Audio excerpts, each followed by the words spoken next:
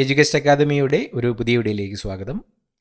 കേരള PSCയുടെ വരുന്ന പരീക്ഷകൾക്കായിട്ട് തയ്യാറാക്കിയ പ്രധാനപ്പെട്ട 50 ചോദ്യങ്ങളാണ് ഈ വീഡിയോയിലൂടെ നോക്കുന്നത്. എല്ലാം തന്നെ വളരെ പ്രധാന ചോദ്യങ്ങളാണ്. വീഡിയോ മുഴുവനായിട്ട് കാണാൻ ശ്രമിക്കുക.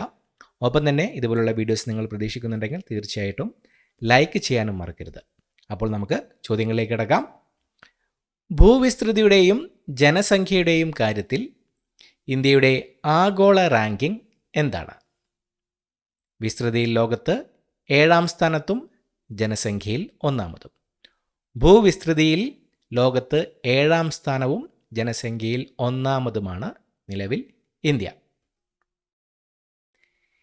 ഇന്ത്യൻ ഭൂഖണ്ഡത്തിൻ്റെ ഭൂമിശാസ്ത്രപരമായ വ്യാപ്തി അഥവാ അക്ഷാംശവും രേഖാംശവും എത്രയാണ്? ഇന്ത്യൻ ഭൂഖണ്ഡത്തിൻ്റെ പ്രധാന ഭൂപ്രദേശം ഏകദേശം 8 ഡിഗ്രി 4 വടക്ക് അക്ഷാംശം മുതൽ 37 ഡിഗ്രി 6 വടക്ക് അക്ഷാംശം വരെയും 68 ഡിഗ്രി 7 കിഴക്ക് രേഖാംശം മുതൽ 97 ഡിഗ്രി 25 കിഴക്ക് രേഖാംശം വരെയും വ്യാപിച്ചു കിടക്കുന്നു. ഇന്ത്യ പൂർണ്ണമായും വടക്കൻ അർദ്ധഗോളത്തിലാണ് സ്ഥിതി ചെയ്യുന്നത്.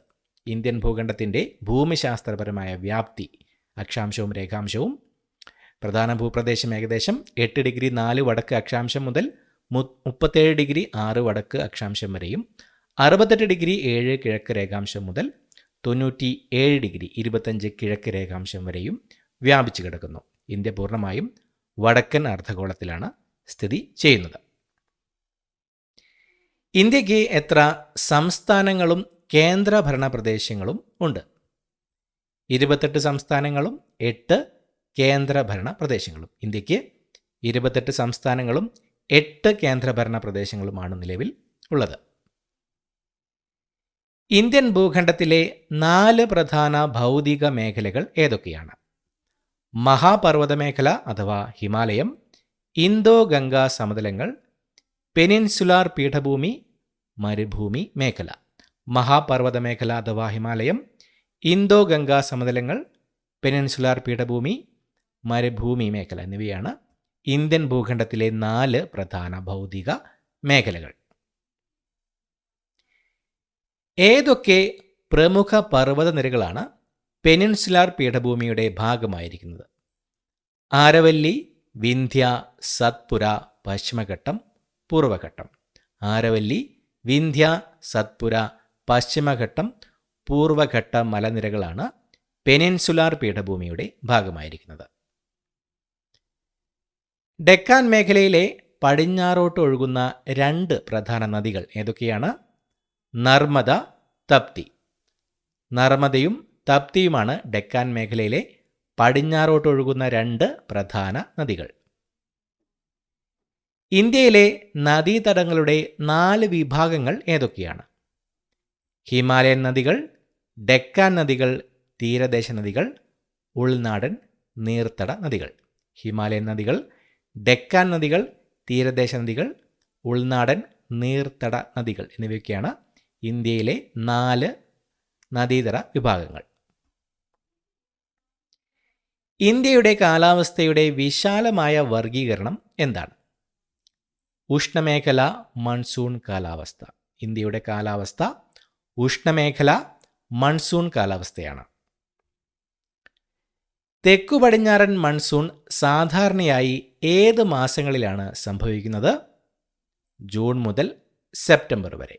തെക്കു പടിഞ്ഞാറൻ മൺസൂൺ സാധാരണയായി ജൂൺ മുതൽ സെപ്റ്റംബർ വരെയുള്ള മാസങ്ങളിലാണ് സംഭവിക്കുന്നത്. സസ്യവൈവിധ്യത്തിൻ്റെ കാര്യത്തിൽ ആഗോളതലത്തിലും ഏഷ്യയിലും ഇന്ത്യയുടെ സ്ഥാനം എത്രയാണ്? ലോകത്ത് 10ാം സ്ഥാനത്തും ഏഷ്യയിൽ 4ാം സ്ഥാനത്തും. സസ്യവൈവിധ്യത്തിൻ്റെ കാര്യത്തിൽ ഇന്ത്യ ലോകത്ത് 10ാം സ്ഥാനത്തും ഏഷ്യയിൽ 4ാം സ്ഥാനത്തുമാണ് ഉള്ളത്. ഇന്ത്യൻ ഭരണഘടനാ അസംബ്ലി ദേശീയ പതാകയുടെ രൂപകൽപ്പന അംഗീകരിച്ച തീയതി 1947 ജൂലൈ 22. ഇന്ത്യൻ ഭരണഘടനാ അസംബ്ലി ദേശീയ പതാകയുടെ രൂപകൽപ്പന അംഗീകരിച്ച തീയതി 1947 ജൂലൈ 22 ആയിരുന്നു. ദേശീയ പതാകയിലെ അശോക ചക്രം എന്തിനെ പ്രതിനിധീകരിക്കുന്നു? അശോക ചക്രം ധർമ്മ നിയമ ചക്രത്തെയാണ് ചക്രത്തെയാണ് സൂചിപ്പിക്കുന്നത്. മാറ്റത്തെ എതിർക്കരുതെന്നും മറിച്ച് മുന്നോട്ട് നീങ്ങിക്കൊണ്ടിരിക്കണമെന്നും രാജ്യത്തിനോട് ഇത് ഓർമ്മപ്പെടുത്തുന്നു. അശോക ചക്രത്തിലെ 24 ആരകൾ ഇന്ത്യൻ പൗരന്മാരെ നയിക്കേണ്ട 24 ഗുണങ്ങളെയോ തത്വങ്ങളെയോ ആണ് സൂചിപ്പിക്കുന്നത്. അശോക ചക്രം ധർമ്മ നിയമ ചക്രത്തെയാണ് സൂചിപ്പിക്കുന്നത്. മാറ്റത്തെ എതിർക്കരുതെന്നും മറിച്ച് മുന്നോട്ട് നീങ്ങിക്കൊണ്ടിരിക്കണമെന്നും രാജ്യത്തിനോട് ഇത് ഓർമ്മപ്പെടുത്തുന്നു. അശോക ചക്രത്തിലെ 24 ആരകൾ ഇന്ത്യൻ പൗരന്മാരെ നയിക്കേണ്ട 24 ഗുണങ്ങളെയോ തത്വങ്ങളെയാണ് സൂചിപ്പിക്കുന്നത്. മുണ്ഡകോപനിഷത്തിൽ നിന്നുള്ള ഏത് ദാർശനിക വാക്യമാണ് ദേശീയ ചിഹ്നത്തിന് താഴെ ആലേഖനം ചെയ്തിരിക്കുന്നത്? സത്യമേവ ജയതേ. മുണ്ഡകോപനിഷത്തിൽ നിന്നുള്ള സത്യമേവ ജയതേ എന്ന ദാർശനിക വാക്യമാണ് ദേശീയ ചിഹ്നത്തിന് താഴെ ആലേഖനം ചെയ്തിരിക്കുന്നത്. ജനഗണമന ഇന്ത്യയുടെ ദേശീയ ഗാനമായി അംഗീകരിക്കപ്പെട്ടത് എപ്പോഴാണ്? 1950 ജനുവരി 24. 1950 ജനുവരി 24 ജനഗണമന ഇന്ത്യയുടെ ദേശീയ ഗാനമായി അംഗീകരിക്കപ്പെട്ടത്. ഇന്ത്യയുടെ ദേശീയ കലണ്ടർ എന്തിനെ അടിസ്ഥാനമാക്കിയുള്ളതാണ്? എപ്പോഴാണ് ഇത് സ്വീകരിച്ചത്? 1957 മാർച്ച് 22 അംഗീകരിച്ച ശക സംവത്സരത്തെ അല്ലെങ്കിൽ ശക കാലഘട്ടത്തെ അടിസ്ഥാനമാക്കിയുള്ള ഒരു സൗര കലണ്ടറാണ് ഇന്ത്യയുടെ ദേശീയ കലണ്ടർ. ഇത് പ്രധാനമായും സൂര്യൻ്റെ ചലനത്തെ അടിസ്ഥാനമാക്കിയുള്ളതാണ്. 1957 മാർച്ച് 22 അംഗീകരിച്ച ശക സംവത്സരത്തെ അല്ലെങ്കിൽ ശക കാലഘട്ടത്തെ അടിസ്ഥാനമാക്കിയുള്ള ഒരു സൗര കലണ്ടറാണ് ഇന്ത്യയുടെ ദേശീയ കലണ്ടർ. ഇത് പ്രധാനമായും സൂര്യൻ്റെ ചലനത്തെ അടിസ്ഥാനമാക്കിയുള്ളതാണ്. ഇന്ത്യയുടെ ദേശീയ ജലജീവി എന്താണ്? ഗംഗാ ഡോൾഫിൻ. ഗംഗാ ഡോൾഫിനാണ് ഇന്ത്യയുടെ ദേശീയ ജലജീവി. 2009 ദേശീയ ജലജീവിയായി ഗംഗാ ഡോൾഫിനെ പ്രഖ്യാപിച്ചത്.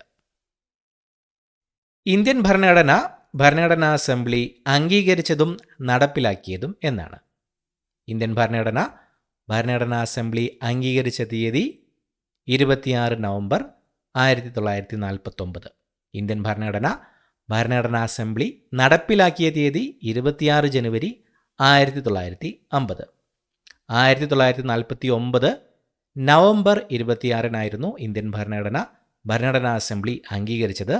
1950 ജനുവരി 26 ഇന്ത്യൻ ഭരണഘടനാ അസംബ്ലി നടപ്പിലാക്കിയത്. യൂണിയന്റെ ഭരണഘടനാ തലവൻ ആരാണ്? യഥാർത്ഥ അധികാരം ആർക്കാണ്? ഭരണഘടനാ തലവൻ ഇന്ത്യയുടെ പ്രസിഡന്റാണ്. ഇന്ത്യയുടെ പാർലമെന്ററി സംവിധാനത്തിൽ പ്രധാനമന്ത്രിയും മന്ത്രിമാരുടെ കൗൺസിലുമാണ് യഥാർത്ഥ എക്സിക്യൂട്ടീവ് അധികാരം വഹിക്കുന്നത്. യൂണിയന്റെ ഭരണഘടനാ തലവൻ ഇന്ത്യയുടെ പ്രസിഡന്റാണ്. പക്ഷേ യഥാർത്ഥ അധികാരം, അതായത് ഇന്ത്യയുടെ പാർലമെന്ററി സംവിധാനത്തിൽ പ്രധാനമന്ത്രിയും മന്ത്രിമാരുടെ കൗൺസിലുമാണ് യഥാർത്ഥ എക്സിക്യൂട്ടീവ് അധികാരം വഹിക്കുന്നത്. ഇന്ത്യയിലെ ഏക പൗരത്വം എന്നാൽ എന്താണ്? ഏക പൗരത്വം എന്നാൽ ഓരോ വ്യക്തിയും ഇന്ത്യയിലെ പൗരനാണെന്നും ഒരു പ്രത്യേക ഇന്ത്യൻ സംസ്ഥാനത്തിലെ പൗരൻ അല്ല എന്നുമാണ്. ഇരട്ട പൗരത്വമുള്ള രാജ്യങ്ങളിൽ, ഉദാഹരണത്തിന് USA, അമേരിക്ക പോലുള്ള രാജ്യങ്ങളിൽ വ്യക്തികൾ ഒരു രാജ്യത്തിൻ്റെയും അവരുടെ പ്രത്യേക സംസ്ഥാനത്തിൻ്റെയും പൗരന്മാരായിരിക്കും. എന്നാൽ ഇന്ത്യയിൽ ഏക പൗരത്വം എന്നാൽ ഓരോ വ്യക്തിയും ഇന്ത്യയിലെ പൗരനാണെന്നും ഒരു പ്രത്യേക ഇന്ത്യൻ സംസ്ഥാനത്തിലെ പൗരനല്ല എന്നുമാണ് അർത്ഥമാക്കുന്നത്. പൗരത്വം സംബന്ധിച്ച കാര്യങ്ങൾ നിയന്ത്രിക്കുന്ന നിയമം ഏതാണ്? 1955 പൗരത്വ നിയമം, സിറ്റിസൺഷിപ്പ് ആക്ട് ഓഫ് 1955. 1955 പൗരത്വ നിയമമാണ് പൗരത്വം സംബന്ധിച്ച കാര്യങ്ങൾ നിയന്ത്രിക്കുന്ന നിയമം. മൗലികാവകാശങ്ങളും കർത്തവ്യങ്ങളും ഭരണഘടനയിലെ ഏത് ഭാഗത്താണ് ഉൾപ്പെടുത്തിയിട്ടുള്ളത്? ഇന്ത്യൻ ഭരണഘടനയുടെ 3-ാം ഭാഗത്തിൽ ആർട്ടിക്കിൾ 12 മുതൽ 35 വരെയാണ് മൗലികാവകാശങ്ങൾ ഉൾപ്പെടുത്തിയിട്ടുള്ളത്. 1976 42-ാം ഭേദഗതി നിയമപ്രകാരം പാർട്ട് 4A ആർട്ടിക്കിൾ 51A മൗലിക കടമകൾ ഉൾപ്പെടുത്തിയിട്ടുള്ളത്. ഇന്ത്യൻ ഭരണഘടനയുടെ 3-ാം ഭാഗത്തിൽ ആർട്ടിക്കിൾ 12 മുതൽ 35 വരെയാണ് മൗലികാവകാശങ്ങൾ ഉൾപ്പെടുത്തിയിട്ടുള്ളത്.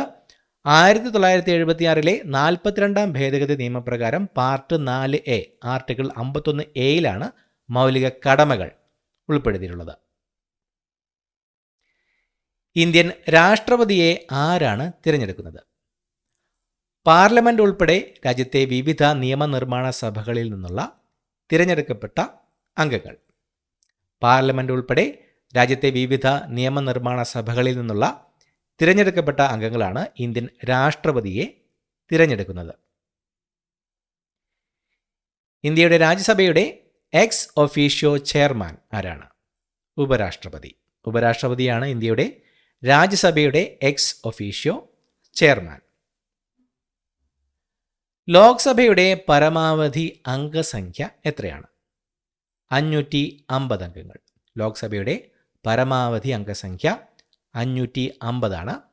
2019 104 ഭരണഘടനാ ഭേദഗതി നിയമം ആംഗ്ലോ ഇന്ത്യൻ സമൂഹത്തിലെ അംഗങ്ങളെ നാമനിർദ്ദേശം ചെയ്യുന്നതിനുള്ള വ്യവസ്ഥ നിർത്തലാക്കി. തൽഫലമായി ലോക്സഭയുടെ പരമാവധി അംഗബലം 552 നിന്ന് 550 കുറഞ്ഞു. നിലവിൽ 550 ലോക്സഭയുടെ പരമാവധി അംഗസംഖ്യ. Comptroller and auditor general CAG ആരാണ്? പൊതുപണം ഫലപ്രദമായും കാര്യക്ഷമമായും ചെലവഴിക്കുന്നുവെന്ന് ഉറപ്പാക്കുന്നതിന് കേന്ദ്ര സംസ്ഥാന സർക്കാരുകൾ, പൊതുമേഖലാ സ്ഥാപനങ്ങൾ, സ്വയംഭരണ സ്ഥാപനങ്ങൾ, മറ്റ് സർക്കാർ ധനസഹായമുള്ള സ്ഥാപനങ്ങൾ എന്നിവയുടെ അക്കൗണ്ടുകൾ ഓഡിറ്റ് ചെയ്ത് റിപ്പോർട്ട് ചെയ്യുക എന്നതാണ് ഇന്ത്യയിലെ കംട്രോളർ ആൻഡ് ഓഡിറ്റർ ജനറലിൻ്റെ പ്രാഥമിക ഉത്തരവാദിത്വം. പൊതുപണം ഫലപ്രദമായും കാര്യക്ഷമമായും ചെലവഴിക്കുന്നുവെന്ന് ഉറപ്പാക്കുന്നതിന് കേന്ദ്ര സംസ്ഥാന സർക്കാരുകൾ, പൊതുമേഖലാ സ്ഥാപനങ്ങൾ, സ്വയംഭരണ സ്ഥാപനങ്ങൾ, മറ്റ് സർക്കാർ ധനസഹായമുള്ള സ്ഥാപനങ്ങൾ എന്നിവയുടെ അക്കൗണ്ടുകൾ ഓഡിറ്റ് ചെയ്ത് റിപ്പോർട്ട് ചെയ്യുക എന്നതാണ് ഇന്ത്യയിലെ കംട്രോളർ ആൻഡ് ഓഡിറ്റർ ജനറൽ അഥവാ CAGയുടെ പ്രാഥമിക ഉത്തരവാദിത്വം. CPGRAMS centralised public grievance redress and monitoring system എന്താണ്?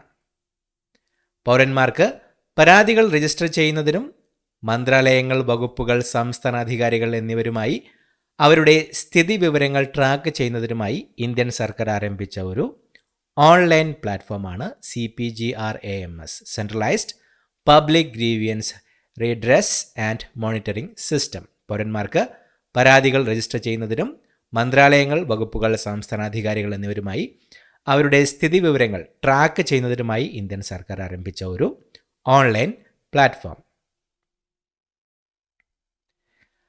1992 74 ഭരണഘടനാ ഭേദഗതി നിയമത്തിൻ്റെ പ്രാധാന്യം എന്താണ്? ഇന്ത്യയിലെ നഗര തദ്ദേശ സ്വയംഭരണ സ്ഥാപനങ്ങൾക്ക് ഭരണഘടനാ പദവി നൽകി മുനിസിപ്പാലിറ്റികളെ സ്വയംഭരണ സ്ഥാപനങ്ങളായി സ്ഥാപിച്ചുകൊണ്ട് നഗരപ്രദേശങ്ങൾക്ക് ജനാധിപത്യ വികേന്ദ്രീകരണവും സ്വയംഭരണവും നിർബന്ധമാക്കി. 1992 74 ഭരണഘടനാ ഭേദഗതി നിയമപ്രകാരം ഇന്ത്യയിലെ നഗര തദ്ദേശ സ്വയംഭരണ സ്ഥാപനങ്ങൾക്ക് ഭരണഘടനാ പദവി നൽകി മുനിസിപ്പാലിറ്റികളെ സ്വയംഭരണ സ്ഥാപനങ്ങളായി സ്ഥാപിച്ചുകൊണ്ട് നഗരപ്രദേശങ്ങൾക്ക് ജനാധിപത്യ വികേന്ദ്രീകരണവും സ്വയംഭരണവും നിർബന്ധമാക്കി. ഓപ്പറേഷൻ സദ്ഭാവന എന്താണ്? സംഘർഷബാധിത പ്രദേശങ്ങളിലും വിദൂര പ്രദേശങ്ങളിലും പ്രത്യേകിച്ച് ജമ്മു കശ്മീരിലും ലഡാക്കിലും സൗഹാർദ്ദം വളർത്തുന്നതിനും വികസനം പ്രോത്സാഹിപ്പിക്കുന്നതിനുമായി 1990കളുടെ അവസാനത്തിൽ ഇന്ത്യൻ സൈന്യം ആരംഭിച്ച ഒരു ബഹുമുഖ മാനുഷിക പൗരപ്രവർത്തന പരിപാടിയാണ് ഓപ്പറേഷൻ സദ്ഭാവന. സംഘർഷബാധിത പ്രദേശങ്ങളിലും വിദൂര പ്രദേശങ്ങളിലും പ്രത്യേകിച്ച് ജമ്മു കശ്മീരിലും ലഡാക്കിലും സൗഹാർദ്ദം വളർത്തുന്നതിനും വികസനം പ്രോത്സാഹിപ്പിക്കുന്നതിനുമായി 1990കളുടെ അവസാനത്തിൽ ഇന്ത്യൻ സൈന്യം ആരംഭിച്ച ഒരു ബഹുമുഖ മാനുഷിക പൗരപ്രവർത്തന പരിപാടി. എന്താണ് ഓപ്പറേഷൻ സമുദ്രസേതു? COVID-19 മഹാമാരിയുടെ സമയത്ത് വിദേശത്ത് കുടുങ്ങിയ ഇന്ത്യൻ പൗരന്മാരെ തിരിച്ചെത്തിക്കുന്നതിനായി ഇന്ത്യൻ നാവികസേന 2020 നടത്തിയ ഘട്ടം ഘട്ടമായുള്ള ഒരു പ്രവർത്തനമാണ് ഓപ്പറേഷൻ സമുദ്രസേതു. COVID-19 മഹാമാരിയുടെ സമയത്ത് വിദേശത്ത് കുടുങ്ങിയ ഇന്ത്യൻ പൗരന്മാരെ തിരിച്ചെത്തിക്കുന്നതിനായി ഇന്ത്യൻ നാവികസേന 2020 നടത്തിയ ഘട്ടം ഘട്ടമായുള്ള പ്രവർത്തനത്തിൻ്റെ പേരായിരുന്നു ഓപ്പറേഷൻ സമുദ്രസേതു. ഇന്ത്യ നിർമ്മിച്ച ആദ്യത്തെ വിമാനവാഹിനി കപ്പൽ ഏതാണ്? INS വിക്രാന്ത്. INS വിക്രാന്താണ് ഇന്ത്യ നിർമ്മിച്ച ആദ്യത്തെ വിമാനവാഹിനി കപ്പൽ. INS വിക്രാന്ത് നിർമ്മിച്ചത് കൊച്ചിൻ ഷിപ്പ്യാർഡ് ലിമിറ്റഡ് ആണ്, CSL. ഇത് കമ്മീഷൻ ചെയ്തത് 2022 സെപ്റ്റംബറിലാണ്. INS വിക്രാന്താണ് ഇന്ത്യ നിർമ്മിച്ച ആദ്യത്തെ വിമാനവാഹിനി കപ്പൽ നിർമ്മിച്ചത് കൊച്ചിൻ ഷിപ്പ്യാർഡ് ലിമിറ്റഡ്. കമ്മീഷൻ ചെയ്ത വർഷം 2022 സെപ്റ്റംബർ. ഇന്ത്യൻ നേവിയുടെ പുതിയ മോട്ടോ എന്താണ്? ശ്യാം നോ വരുണ. അർത്ഥം വരുണദേവൻ നമുക്ക് മംഗളമായിരിക്കട്ടെ. ശ്യാം നോ വരുണ എന്നതാണ് ഇന്ത്യൻ നേവിയുടെ പുതിയ മോട്ടോ. അർത്ഥം വരുന്നത് വരുണദേവൻ നമുക്ക് മംഗളമായിരിക്കട്ടെ. ഇത് ഹിന്ദു സമുദ്രദേവനായ വരുണനോടുള്ള ഒരു പ്രാർത്ഥനയാണ്. ഇത് നാവികസേനയ്ക്ക് കടലുമായുള്ള ആഴത്തിലുള്ള ബന്ധത്തെയും അതിൻ്റെ സമുദ്ര പൈതൃകത്തെയുമാണ് പ്രതീകപ്പെടുത്തുന്നത്. ശ്യാം നോ വരുണ, വരുണദേവൻ നമുക്ക് മംഗളമായിരിക്കട്ടെ. അഗ്നിപഥ് സ്കീം എന്താണ്? അഗ്നിപഥ് സ്കീം 4 വർഷത്തെ കാലാവധിയിൽ യുവാക്കളെ സായുധ സേനയിലേക്ക് ഉൾപ്പെടുത്തുന്നതിനായി 2022 ജൂണിൽ ഇന്ത്യൻ സർക്കാർ പ്രഖ്യാപിച്ച ഒരു റിക്രൂട്ട്മെൻറ്റ് നയമാണ് അഗ്നിപഥ് പദ്ധതി. അഗ്നിപഥ് പദ്ധതി എന്നത് 4 വർഷത്തെ കാലാവധിയിൽ യുവാക്കളെ സായുധ സേനയിലേക്ക് ഉൾപ്പെടുത്തുന്നതിനായി 2022 ജൂണിൽ ഇന്ത്യൻ സർക്കാർ പ്രഖ്യാപിച്ച ഒരു റിക്രൂട്ട്മെൻറ്റ് നയമാണ് അഗ്നിപഥ് പദ്ധതി. ഈ പദ്ധതി പ്രകാരം നിയമിക്കപ്പെടുന്നവരെ അഗ്നിവീർ എന്നാണ് വിളിക്കുക. അഗ്നിവീർ. അഗ്നിപഥ് പദ്ധതിയിലേക്ക് അപേക്ഷിക്കുന്നവരുടെ പ്രായം 17.5 അഥവാ 17 വർഷവും 6 മാസവും മുതൽ 21 വയസ്സ് വരെയാണ്. എന്നിരുന്നാലും 2022 റിക്രൂട്ട്മെൻറ്റ് സൈക്കിളിന് ഒറ്റത്തവണ ഇളവ് അനുവദിക്കുകയും ഉയർന്ന പ്രായപരിധി 23 വയസ്സായി ഉയർത്തുകയും ചെയ്തിരുന്നു. 4 വർഷത്തെ കാലാവധിയിൽ യുവാക്കളെ സായുധ സേനയിലേക്ക് ഉൾപ്പെടുത്തുന്നതിനായി 2022 ജൂണിൽ ഇന്ത്യൻ സർക്കാർ പ്രഖ്യാപിച്ച ഒരു റിക്രൂട്ട്മെൻറ്റ് നയമാണ് അഗ്നിപഥ് പദ്ധതി. ഈ പദ്ധതി പ്രകാരം നിയമിക്കപ്പെടുന്നവരെ അഗ്നിവീർ എന്നാണ് വിളിക്കുന്നത്. അഗ്നിപഥ് പദ്ധതിയിലേക്ക് അപേക്ഷിക്കുന്നവരുടെ പ്രായം 17.5 17 വർഷവും 6 മാസവും മുതൽ 21 വയസ്സ് വരെയാണ്. എന്താണ് 1833 ചാർട്ടർ ആക്ട്? ബ്രിട്ടീഷ് ഇന്ത്യയുടെ ഭരണത്തെ ഗണ്യമായി പരിഷ്കരിച്ച ഒരു ബ്രിട്ടീഷ് പാർലമെൻ്ററി നിയമമായിരുന്നു ഇത്. ഇന്ത്യൻ ഗവർണർ ജനറലിൻ്റെ കീഴിൽ ഭരണം കേന്ദ്രീകരിച്ച് ഈസ്റ്റ് ഇന്ത്യ കമ്പനിയെ ഒരു വാണിജ്യ സ്ഥാപനത്തിൽ നിന്ന് ഭരണപരമായ ഒന്നാക്കി മാറ്റിയ ആക്ടായിരുന്നു ഇത്. 1833 ചാർട്ടർ ആക്ട് ബ്രിട്ടീഷ് ഇന്ത്യയുടെ ഭരണത്തെ ഗണ്യമായി പരിഷ്കരിച്ച ഒരു ബ്രിട്ടീഷ് പാർലമെൻ്ററി നിയമമായിരുന്നു. ഇന്ത്യയുടെ ഗവർണർ ജനറലിൻ്റെ കീഴിൽ ഭരണം കേന്ദ്രീകരിച്ച് ഈസ്റ്റ് ഇന്ത്യ കമ്പനിയെ ഒരു വാണിജ്യ സ്ഥാപനത്തിൽ നിന്ന് ഭരണപരമായ ഒന്നാക്കി മാറ്റിയ ആക്ടായിരുന്നു ഇത്. ഇന്ത്യയിലെ നിയമമന്ത്രാലയത്തിൽ എത്ര വകുപ്പുകളാണുള്ളത്? 3 വകുപ്പുകളാണുള്ളത്. നിയമകാര്യ വകുപ്പ്, അതായത് ഡിപ്പാർട്ട്മെൻറ്റ് ഓഫ് ലീഗൽ അഫയേഴ്സ്, നിയമനിർമ്മാണ വകുപ്പ്, ലെജിസ്ലേറ്റീവ് ഡിപ്പാർട്ട്മെൻറ്റ്, നീതിന്യായ വകുപ്പ്, ഡിപ്പാർട്ട്മെൻറ്റ് ഓഫ് ജസ്റ്റിസ്. ഇന്ത്യയിലെ നിയമമന്ത്രാലയത്തിൽ 3 വകുപ്പുകളാണുള്ളത്. ഡിപ്പാർട്ട്മെൻറ്റ് ഓഫ് ലീഗൽ അഫയേഴ്സ്, നിയമകാര്യ വകുപ്പ്, ലെജിസ്ലേറ്റീവ് ഡിപ്പാർട്ട്മെൻറ്റ്, നിയമനിർമ്മാണ വകുപ്പ്, ഡിപ്പാർട്ട്മെൻറ്റ് ഓഫ് ജസ്റ്റിസ്, നീതിന്യായ വകുപ്പ്. നീതിന്യായ വകുപ്പിൻ്റെ ചുമതലകൾ എന്തൊക്കെയാണ്? ജഡ്ജിമാരുടെ നിയമനം, സ്ഥലം മാറ്റം, ജുഡീഷ്യൽ പരിഷ്കാരങ്ങൾ, നീതിന്യായ ഭരണനിർവഹണം എന്നിവയുടെ ഉത്തരവാദിത്വം. നീതിന്യായ വകുപ്പിൻ്റെ ചുമതലകൾ ജഡ്ജിമാരുടെ നിയമനം, സ്ഥലം മാറ്റം, ജുഡീഷ്യൽ പരിഷ്കാരങ്ങൾ, നീതിന്യായ ഭരണനിർവഹണം എന്നിവയൊക്കെയാണ്. നിയമകാര്യ വകുപ്പിൻ്റെ ചുമതലകൾ ഏതൊക്കെയാണ്?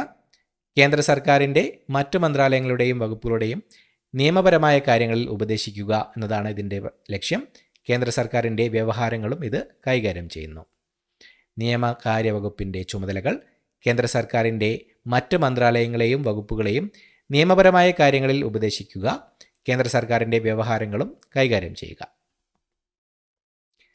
നിയമനിർമ്മാണ വകുപ്പിൻ്റെ ചുമതലകൾ എന്തൊക്കെയാണ്? നിയമനിർമ്മാണ വകുപ്പ് കേന്ദ്ര സർക്കാരിനുള്ള പ്രധാന നിയമങ്ങളുടെ രൂപകൽപ്പന അഥവാ ഡ്രാഫ്റ്റിംഗ്, അധികാരപ്പെടുത്തിയ നിയമനിർമ്മാണത്തിൻ്റെ അഥവാ സബോർഡിനേറ്റ് ലെജിസ്ലേഷൻ്റെ സൂക്ഷ്മ പരിശോധന, തിരഞ്ഞെടുപ്പ് നിയമം, തിരഞ്ഞെടുപ്പ് സംസ്കരണം എന്നിവയുമായി ബന്ധപ്പെട്ട കാര്യങ്ങൾ കൈകാര്യം ചെയ്യുക. കൂടാതെ റദ്ദാക്കപ്പെടാത്ത എല്ലാ കേന്ദ്ര നിയമങ്ങളുടെയും ഒരു സമാഹാരമായ ഇന്ത്യൻ കോഡ് നിലനിർത്തുന്നതും ഈ വിഭാഗമാണ്. നിയമനിർമ്മാണ വകുപ്പിൻ്റെ ചുമതലകൾ ഏതൊക്കെയാണ്? കേന്ദ്ര സർക്കാരിനുള്ള പ്രധാന നിയമങ്ങളുടെ രൂപകൽപ്പന, ഡ്രാഫ്റ്റിംഗ്, അധികാരപ്പെടുത്തിയ നിയമനിർമ്മാണത്തിൻ്റെ അഥവാ സബോർഡിനേറ്റ് ലെജിസ്ലേഷൻ്റെ സൂക്ഷ്മ പരിശോധന, തിരഞ്ഞെടുപ്പ് നിയമം, തിരഞ്ഞെടുപ്പ് സംസ്കരണം എന്നിവയുമായി ബന്ധപ്പെട്ട കാര്യങ്ങൾ കൈകാര്യം ചെയ്യുക. കൂടാതെ റദ്ദാക്കപ്പെടാത്ത എല്ലാ കേന്ദ്ര നിയമങ്ങളുടെയും ഒരു സമാഹാരമായ ഇന്ത്യൻ കോഡ് നിലനിർത്തുന്നതും ഈ വിഭാഗമാണ്. സുപ്രീം കോടതി വിധികളുടെ പ്രാധാന്യം എന്താണ്? സുപ്രീം കോടതി പരമോന്നത കോടതിയാണ്. സുപ്രീം കോടതിയുടെ തീർപ്പുകൾ ഇന്ത്യയിലെ എല്ലാ കോടതികൾക്കും ബാധകമാണ്. ഏറ്റവും ഉയർന്ന ജുഡീഷ്യൽ അതോറിറ്റിയും ഇന്ത്യൻ ഭരണഘടനയുടെ അന്തിമ വ്യാഖ്യാതാവും ആണ് സുപ്രീം കോടതി. സുപ്രീം കോടതി പരമോന്നത കോടതിയാണ്. സുപ്രീം കോടതിയുടെ തീർപ്പുകൾ ഇന്ത്യയിലെ എല്ലാ കോടതികൾക്കും ബാധകമാണ്. ഏറ്റവും ഉയർന്ന ജുഡീഷ്യൽ അതോറിറ്റിയും ഇന്ത്യൻ ഭരണഘടനയുടെ അന്തിമ വ്യാഖ്യാതാവും ആണ് സുപ്രീം കോടതി. യൂണിയൻ ലിസ്റ്റിലെ വിഷയങ്ങളിൽ നിയമം നിർമ്മിക്കാൻ അധികാരം ആർക്കാണ്? പാർലമെൻറ്റിനാണ് യൂണിയൻ ലിസ്റ്റിലെ വിഷയങ്ങളിൽ നിയമം നിർമ്മിക്കാനുള്ള അധികാരമുള്ളത്. സ്റ്റേറ്റ് ലിസ്റ്റിലെ വിഷയങ്ങളിൽ നിയമം നിർമ്മിക്കാൻ അധികാരമുള്ളത് സംസ്ഥാന നിയമസഭകൾക്കാണ് സ്റ്റേറ്റ് ലിസ്റ്റിലെ വിഷയങ്ങളിൽ നിയമം നിർമ്മിക്കാൻ അധികാരമുള്ളത്. കൺകറന്റ് ലിസ്റ്റിൽ നിയമം നിർമ്മിക്കാൻ അധികാരമുള്ളത് പാർലമെൻറ്റിനും സംസ്ഥാന നിയമസഭകൾക്കും കൺകറന്റ് ലിസ്റ്റിൽ നിയമം നിർമ്മിക്കാൻ അധികാരം ഉണ്ട്. കൺകറന്റ് ലിസ്റ്റിൽ പാർലമെൻറ്റും സംസ്ഥാന നിയമസഭയും നിർമ്മിച്ച നിയമങ്ങൾ തമ്മിൽ വൈരുദ്ധ്യമുണ്ടെങ്കിൽ എന്ത് സംഭവിക്കും? പാർലമെൻറ്റ് നിയമം അഥവാ കേന്ദ്ര നിയമമാണ് ഈ സമയത്ത് നിലനിൽക്കുക. കേന്ദ്ര നിയമവുമായി പൊരുത്തപ്പെടാത്ത പരിധിവരെ സംസ്ഥാന നിയമം അസാധുവായി കണക്കാക്കപ്പെടും. കൺകറന്റ് ലിസ്റ്റിൽ പാർലമെൻറ്റും സംസ്ഥാന നിയമസഭയും നിർമ്മിച്ച നിയമങ്ങൾ തമ്മിൽ വൈരുദ്ധ്യമുണ്ടെങ്കിൽ പാർലമെൻറ്റ് നിയമം അഥവാ കേന്ദ്ര നിയമമാണ് നിലനിൽക്കുക. കേന്ദ്ര നിയമവുമായി പൊരുത്തപ്പെടാത്ത പരിധിവരെ സംസ്ഥാന നിയമം അസാധുവായി കണക്കാക്കപ്പെടും.